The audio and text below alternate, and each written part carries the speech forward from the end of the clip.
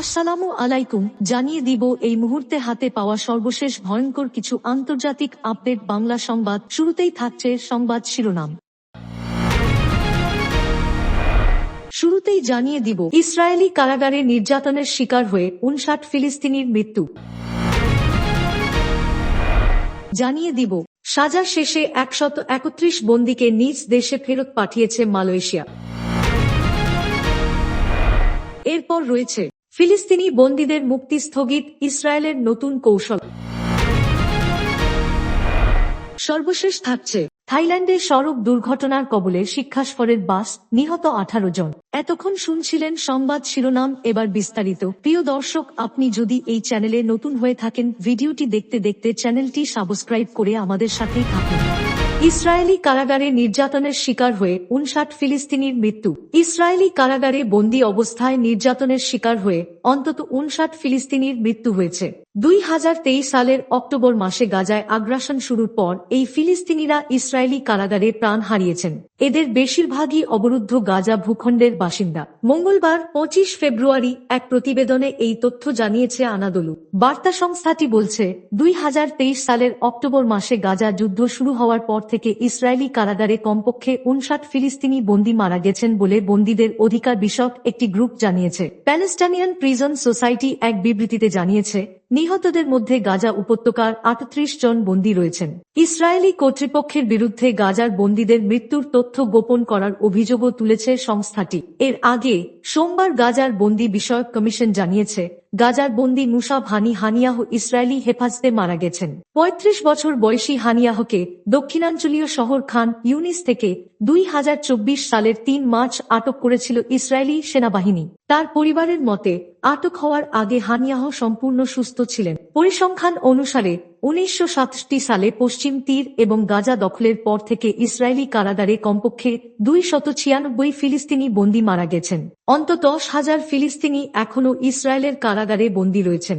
এই পরিসংখ্যানে গাজা উপত্যকা থেকে গ্রেপ্তার হওয়া ব্যক্তিদের অন্তর্ভুক্ত করা হয়নি। গত 19 জানুয়ারি থেকে গাজায় যুদ্ধবিরতি কার্যকর হয়েছে। 3 পর্যায়ের এই যুদ্ধবিরতি চুক্তির মধ্যে বন্দী বিনিময় এবং স্থায়ী শান্তি, স্থায়ী যুদ্ধবিরতি এবং গাজা থেকে ইসরায়েলি বাহিনী প্রত্যাহারের লক্ষ্যমাত্রাও রয়েছে। মূলত গাজায় অবিলম্বে যুদ্ধবিরতির দাবি জানিয়ে জাতিসংঘের নিরাপত্তা পরিষদের প্রস্তাব থাকা সত্ত্বেও ইসরায়েল দীর্ঘদিন ধরে অবরুদ্ধ এই ভূখণ্ডে তার নৃশংস আক্রমণ অব্যাহত রেখেছে। এদিকে গাজার স্বাস্থ্য মন্ত্রণালয়ের সবশেষ তথ্য অনুযায়ী 2023 সালের অক্টোবর থেকে গাজা উপত্যকায় ইসরায়েলের গণহত্যামূলক যুদ্ধে নিহত ফিলিস্তিনিদের সংখ্যা প্রায় 48,350 জনে পৌঁছেছে। এছাড়া আহত হয়েছেন আরও লক্ষাধিক মানুষ। সাজা শেষে 131 বন্দীকে নিজ দেশে ফেরত পাঠিয়েছে মালয়েশিয়া। বিভিন্ন সময় আটক 28 বাংলাদেশি সহ 131 বন্দীকে নিজ দেশে ফেরত পাঠিয়েছে মালয়েশিয়া। সাজা শেষ হওয়ার পর তাদের দেশে পাঠানো হয়েছে বলে জানিয়েছে দেশটির জোহর রাজ্যের ইমিগ্রেশন বিভাগ। মালয়েশিয়ার অভিবাসন আইন এবং অভিবাসন প্রবিধান 1963-র পাশাপাশি অন্যান্য এনফোর্সমেন্ট এজেন্সি আইনের অধীনে বিভিন্ন অপরাধে সাজা পান এসব প্রবাসী।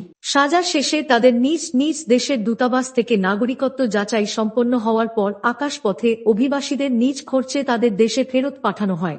একই সঙ্গে তারা যেন আবার মালয়েশিয়ায় প্রবেশ করতে না পারেন সেজন্য তাদের কালো তালিকাভুক্ত করা হয়। রোববার এক বিবৃতিতে রাজ্যের অভিবাসন বিভাগ জানায়, অভিবাসন অপরাধে কারাভোগের পর রাজ্যের পেকান নেনাস বন্দিশিবির থেকে গত এক সপ্তাহে সরাসরি কুয়ালালামপুর আন্তর্জাতিক বিমানবন্দর কেএলআই 1 এবং কেএলআই টার্মিনাল 2 এর মাধ্যমে তাদের দেশে ফেরত পাঠানো হয়। এদের মধ্যে 67 জন মিয়ানমারের, 28 জন বাংলাদেশি, 21 জন থাই, 10 জন পাকিস্তানি নাগরিক, 4 জন ভারতীয় এবং 1 জন ইউক্রেনীয় নাগরিক রয়েছেন।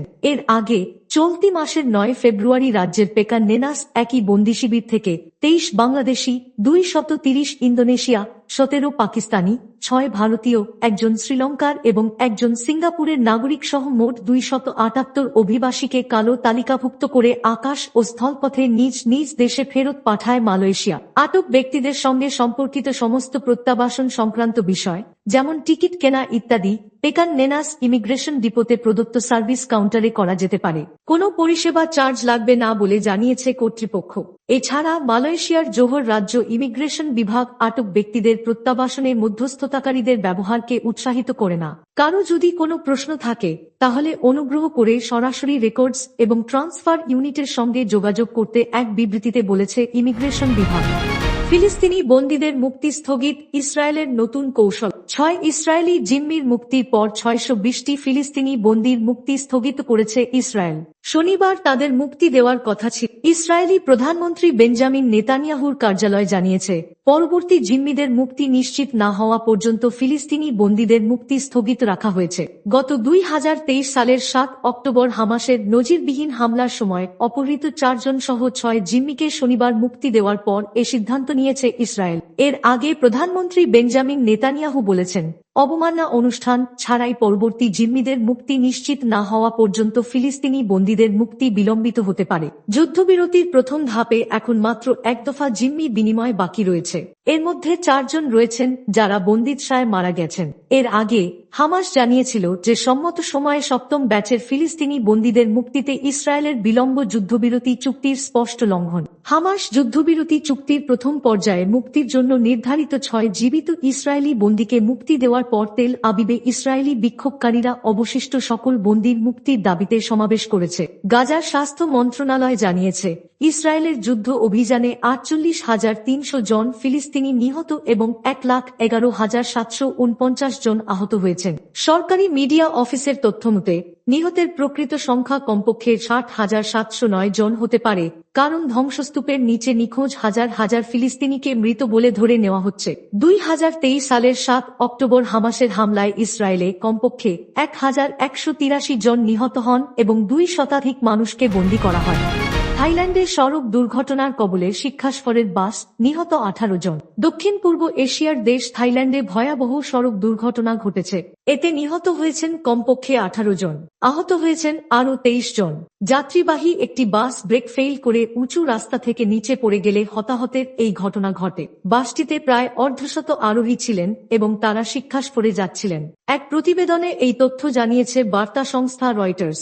বার্তা সংস্থাটি জানিয়েছে, বুধবার থাইল্যান্ডের পূর্বাঞ্চলে একটি ট্যুর বাস ব্রেক ফেইল করে খাদে উল্টে যাওয়ার পর অন্তত 18 জন নিহত এবং আরও 23 জন আহত হয়েছেন বলে পুলিশ জানিয়েছে। কর্নেল সোফন ফ্রামানেহে বলেন, এটি ওপর থেকে নিচে নেমে আসার রাস্তা ছিল ও বাসটির ব্রেক ফেইল হয়েছিল এবং গাড়িটি উল্টে যাওয়ার আগে চালক নিয়ন্ত্রণ হারিয়ে ফেলেন। তিনি আরও বলেন, যারা মারা গেছে তারা সবাই প্রাপ্তবয়স্ক এবং শিক্ষাসফরে যাচ্ছিলেন। পুলিশের এই কর্মকর্তা রয়টার্সকে জানিয়েছেন, বাসে 35 জন আরোহী ছিলেন।